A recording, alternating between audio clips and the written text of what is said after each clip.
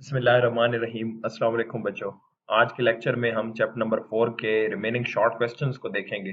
Mostly हमने discuss कर लिए थे, 9 क्वेश्चन डिस्कस कर लिए थे। अब हमारे पास क्वेश्चन पहला जो है वो ये कहता है कि आपके पास what will be the effect on kinetic energy of the body having mass m moving with velocity v when it's momentum become double. एक आपके पास पार्टिकल है जिसकी काइनेटिक एनर्जी आपको बता दी गई है, जिसका मोमेंटम बता दिया गया, काइनेटिक एनर्जी एंड वेलोसिटी बता दी गई और कहा गया है कि अगर मोमेंटम डबल हो जाए तो काइनेटिक एनर्जी पर क्या असर होगा। तो पहले तो हम एक रिलेशन ड्राइव करते हैं और एक बहुत इंपॉर्टेंट रिलेशन है जो काइनेटिक एनर्जी और मोमेंटम के दरमियान में होगा। काइनेटिक एनर्जी की इक्वेशन है 1/2 mv²। इसमें हमने मोमेंटम की इक्वेशन बनानी है, तो हमने क्या किया, यहाँ मैथ से मल्टीप्लाई भी किया और मैथ से डिवाइड भी किया। मैथ से मल्टीप्लाई भी किया और मैथ से डिवाइड भी। जो मैथ मल्टीप्लाई होगा वो एम स्क्वायर की फॉर्म में यहाँ पर आ जाएगा और एक नीचे एम आ जाएगा यहाँ पर। तो इस तरीके से हमारे पास एक इक्वेशन बन जाएगी 1/2 m² v² ओवर m। अब ये एम स्क्वायर वी स्क्वायर को मैं अलग कंप्लीट स्क्वायर में ले लेता हूँ, इसको हम M we square over 2m ले लेते हैं। अब एम वी मोमेंटम है तो ये इक्वेशन बन गई P square over 2m। Very important equation है, kinetic energy is equal to P square over 2m। ये याद रखिएगा, इससे रिलेटेड एमसीक्यूज भी आ जाते हैं। गिवन सिचुएशन में हमें कहा गया है कि मोमेंटम डबल हो गया तो नई काइनेटिक एनर्जी क्या होगी। तो इसमें मैं लिखता हूँ kinetic energy prime is equal to 1/2m और मोमेंटम की जगह मैंने 2p पुट कर दिया। अब आप जानते हैं 2 का स्क्वायर क्या हो जाएगा, 4 हो जाएगा। तो यहाँ आपके पास आ जाएगा 4p²। तो 4 को हमने अलग कर लिया, 1/2mp²। ये ऑलरेडी काइनेटिक एनर्जी के इक्वल है, तो नई काइनेटिक एनर्जी 4 टाइम्स हो जाएगी। तो काइनेटिक एनर्जी इंक्रीजेज 4 टाइम्स।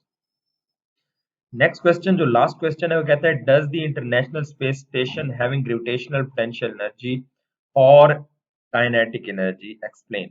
ये जो इंटरनेशनल स्पेस स्टेशन है जो खला में जमीन के अराउंड घूम रहा है under the action of gravitational force, इसके पास कौन कौन सी एनर्जी होगी। तो अब आप देखेंगे वो जो आपका स्पेस स्टेशन है, लाइक अगर ये अर्थ है तो वो अब अर्थ के अराउंड जो है वो रिवॉल्व कर रहा है यूं सर्कुलर पाथ पर। अगर वो सर्कुलर पाथ पर मूव कर रहा है तो देखिए वो आपकी यहाँ उसके ऊपर ग्रेविटेशनल फोर्स लग रही है, तो ग्रेविटेशनल फोर्स के अंडर वो जमीन के अराउंड घूमते हुए अपनी पोजीशन को चेंज कर रहा है। तो पोजीशन चेंज की वजह से उसके पास क्या होगी, पोटेंशियल एनर्जी होगी। और जब वो घूम रहा है तो हमने पढ़ा हुआ है कि जब भी बॉडी सर्कल में घूमती है वेलोसिटी की डायरेक्शन उस पॉइंट पर टेंजेंट होती है, यानी जब भी बॉडी सर्कल में घूमती है वो वेलोसिटी भी रखती है। तो वेलोसिटी भी रख रहा है, पोजीशन चेंज भी है, तो उसके पास दोनों तरह की एनर्जीज होंगी, ग्रेविटेशनल पोटेंशियल एनर्जी भी होगी और आपके पास काइनेटिक एनर्जी भी होगी। Kinetic energy is due to motion and potential energy is due to change in position. तो ये हमारे पास शॉर्ट क्वेश्चन यहाँ पर कंप्लीट हुए। अब शॉर्ट क्वेश्चन के बाद नेक्स्ट जो हमारे पास है वो है कंस्ट्रक्टेड रिस्पॉन्स शॉर्ट क्वेश्चन, जिनको हम कंसेप्चुअल बेस्ड शॉर्ट क्वेश्चन भी कह सकते हैं। तो next concept based short question को हम देखते हैं।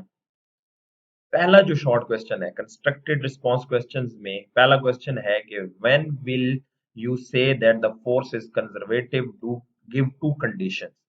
आपको याद हो तो ये शॉर्ट क्वेश्चन में ऑलरेडी पिछले पार्ट में भी हम देख चुके हैं कि कंजर्वेटिव फोर्स कब होगी। तो हमने ये कहा था कि कंजर्वेटिव फोर्स तब होगी जब दो कंडीशन सेटिस्फाई होंगी। पहली कि आपके पास जो है work done independent of the path followed होगा, वर्क डन पाथ फॉलोड पर डिपेंड नहीं करेगा, ये पहली कंडीशन हमारे पास आ चुकी है।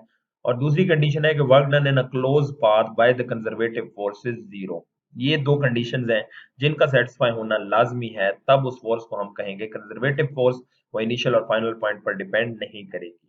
ये बहुत डिटेल से हम लॉन्ग क्वेश्चन में ऑलरेडी देख चुके हैं और पिछला शॉर्ट क्वेश्चन भी देख चुके हैं। नेक्स्ट शॉर्ट क्वेश्चन हमारे पास है कि a light and heavy body have same linear momentum which has the greater kinetic energy। तो अभी ये इक्वेशन हमने ड्राइव की थी, इससे एग्जैक्टली 4 पॉइंट जो हमारे पास 9 शॉर्ट क्वेश्चन था उसमें ये इक्वेशन हमने प्रूव की थी।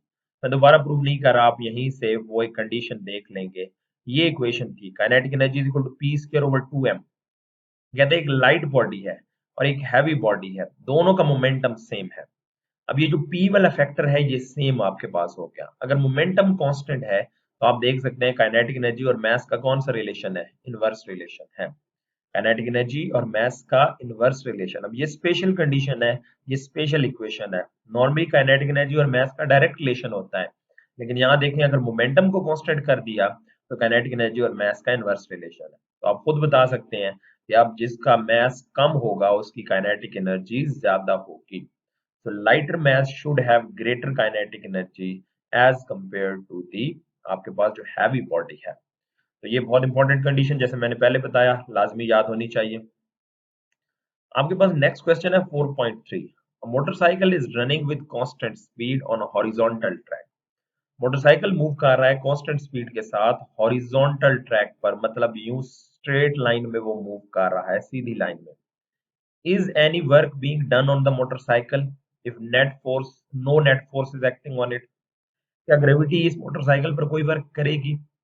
तो सबसे पहली चीज तो देखें कि ग्रेविटी हम प्रूव कर चुके हैं कि हॉरिजॉन्टल पाथ के अलोंग कोई वर्क परफॉर्म नहीं करती, क्योंकि हॉरिजॉन्टली आपके पास जो फोर्स ऑफ ग्रेविटी है वो डाउनवर्ड एक्ट कर रही है। Force is acting downward and in this situation अगर आप देखें तो डिस्प्लेसमेंट इज हॉरिजॉन्टल। अगर डिस्प्लेसमेंट हॉरिजॉन्टल है तो इनका आपस में एंगल कितना बन रहा है, 90। cos 90 आपके पास क्या होगा, 0 होगा। तो हॉरिजॉन्टली तो ग्रेविटी कोई वर्क परफॉर्म नहीं करती। सिमिलरली गिवन कंडीशन को देखें कि no net force acting on it. तो बेसिकली देखें कि वो मोटरसाइकिल अगर मूव कर रहा है तो सिचुएशन यूं है कि उसका वेट जो है वो नीचे की तरफ एक्ट कर रहा है, W इज एक्टिंग डाउनवर्ड, और हर बॉडी के ऊपर एक बैलेंसिंग फोर्स होती है जिसे हम नॉर्मल फोर्स कहते हैं। हर बॉडी जो भी आपकी वेट रखती है उसके ऊपर नॉर्मल फोर्स कॉन्टिन्यूसली लग रही है। अगर ये आपके पास यूं है कि वेट डाउनवर्ड एक्ट कर रहा है और नॉर्मल फोर्स अपवर्ड एक्ट कर रही है, तो इन दोनों का नेट क्या होगा, 0 होगा। इन दोनों का नेट 0 होगा तो इसके नतीजे में कोई भी आपके पास जो है वो नेट फोर्स नहीं होगी, दोनों एक दूसरे के इफेक्ट को कैंसिल कर देंगे। तो फोर्स ही 0 है तो वर्क विल आल्सो बी 0। 4.4 है a force act on a ball moving with 14 metre per second speed, ये उसकी इनिशियल स्पीड है, and brings its speed to 6 metre per second. Speed कम हो चुकी है, 14 इनिशियल थी, फाइनल हो चुकी है 6। Has the force has the force one positive और नेगेटिव वर्क। फोर्स ने कौन सा वर्क परफॉर्म किया है, पॉजिटिव और नेगेटिव। अब आप देख रहे हैं कि यहाँ आपके पास जो चेंज इन वेलोसिटी आ रहा है, दिस चेंज इन वेलोसिटी ये क्या होगा, ये आपके पास होगा फाइनल माइनस इनिशियल, 6 माइनस 14। तो ये आपके पास कितना आना चाहिए, ये आपके पास आ जाएगा -8। ठीक होगी बात। अब चेंज इन वेलोसिटी नेगेटिव तो ऑटोमेटिकली एक्सेलरेशन भी क्या होगा, नेगेटिव होगा। तो इस वर्क को हम कहेंगे ये नेगेटिव वर्क है, ये रिटार्डेशन है, क्योंकि ये बॉडी की वेलोसिटी को डिक्रीज कर रहा है। This work is done by friction. The work done by the force is negative as the force is acting opposite to the direction of motion, क्योंकि velocity decrease हो रही है। So आपके पास velocity decreasing है, that is why there will be a negative work. A low moving truck can have more kinetic energy than a fast moving car. How is this possible? कहते हैं आपके पास एक लो moving truck है, एक truck है जिसकी speed कम है और एक कार है जिसकी स्पीड ज्यादा। तो ट्रक की जो काइनेटिक एनर्जी है वो आपके पास क्या होगी, ज्यादा होगी। इसकी क्या वजह है, अब एग्जांपल के तौर पे देखें, सिंपल इक्वेशन तो सिंपल कंडीशन तो ये है कि आपके पास ट्रक का मास क्या होगा, ज्यादा होगा। ट्रक का मास ज्यादा होने की वजह से ऑटोमेटिकली वेलोसिटी अगर कम है तो काइनेटिक एनर्जी मास और वेलोसिटी दोनों पे डिपेंड करती है। तो ऑटोमेटिकली अगर आपके पास ट्रक का मास ज्यादा है तो मास ज्यादा होने की वजह से काइनेटिक एनर्जी ज्यादा होगी। जैसे एग्जांपल यहाँ दी गई है, आपके पास अगर ट्रक का मास 10,000 किलोग्राम है, वेलोसिटी है 5 मीटर पर सेकंड, तो काइनेटिक एनर्जी की इक्वेशन में वैल्यू पुट करें तो ये आ जाएगी 125,000 जूल। सिमिलरली अगर हम कार की बात करें, कार का मास आपके पास कितना है, 1000 किलोग्राम है और वेलोसिटी उसकी 15 मीटर पर सेकंड है। तो काइनेटिक एनर्जी की इक्वेशन में जब वैल्यू पुट की ये आई 112,500 जूल्स के इक्वल आ चुकी है। अब आप देख सकते हैं कि अगरचे इसकी वेलोसिटी कम भी है उसके निस्बत, लेकिन फिर भी इसकी काइनेटिक एनर्जी कहीं ज्यादा है। 4.6 है why work done against the friction is non conservative in nature। अब कंजर्वेटिव की दो कंडीशन थी। कंजर्वेटिव की पहली कंडीशन थी आपके पास कि वर्क डन पाथ के ऊपर डिपेंड नहीं करता, लेकिन अगर आप फ्रिक्शन की बात करें तो फ्रिक्शन में वर्क पाथ के ऊपर, फ्रिक्शनल फोर्स का वर्क पाथ के ऊपर डिपेंड करता है। एक सिंपल सी एग्जांपल लें कि आप अपने हाथों को रब अगर करें, सिंपल रफ हाथों को रब करें, तो आपको ज्यादा वर्क करना पड़ेगा एक दूसरे के ऊपर स्लाइड करने के लिए। लेकिन एट द सेम टाइम अगर अपने हाथ के ऊपर कोई लुब्रिकेशन या कोई ऑयल वगैरह लगा लें, तो आप देखेंगे कि वो इजिली जो है वो रब होंगे, वो इजिली एक दूसरे के ऊपर स्लाइड कर सकते हैं। तो अब फ्रिक्शन आपने रिड्यूस कर दी, तो ऑटोमेटिकली जो है आपके पास वर्क जो है वो कम हो गया। तो फ्रिक्शन का वर्क किस पर डिपेंड करता है? वो पाथ फॉलोड पर डिपेंड करता है। और अगर आपके पास फ्रिक्शन होगी तो एनर्जी लॉसेस होंगे, एनर्जी लॉसेस होंगे तो क्लोज पाथ में वर्क जीरो नहीं होगा। तो ये दोनों कंडीशंस को सेटिस्फाई नहीं करता, जो कंजर्वेटिव ही हम बार बार देखते हुए आ रहे हैं। लास्ट क्वेश्चन है, does wind contain kinetic energy? Explain. तो विंड जो है वो भी फ्लो तो कर रही है ना, काइनेटिक एनर्जी तब होती है, वो कहते हैं विंड के पास काइनेटिक एनर्जी है या नहीं।